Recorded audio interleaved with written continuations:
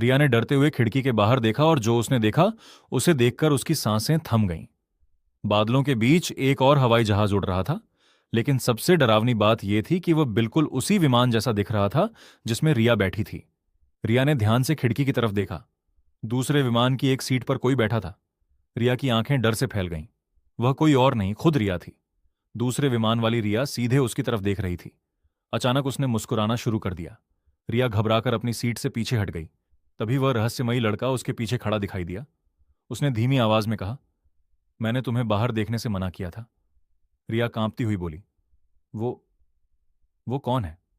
लड़का कुछ पल चुप रहा और फिर बोला, वो तुम हो, लेकिन इस समय की नहीं।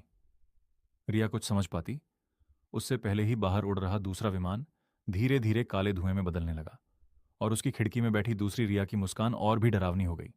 तभी अचानक वह विमान धुएं में पूरी तरह गायब हो गया। रिया ने फिर से बाहर देखा, लेकिन अब वहां कुछ भी नहीं था। तभी रहस्यमयी लड़का बोला, यह तो बस शुरुआत है।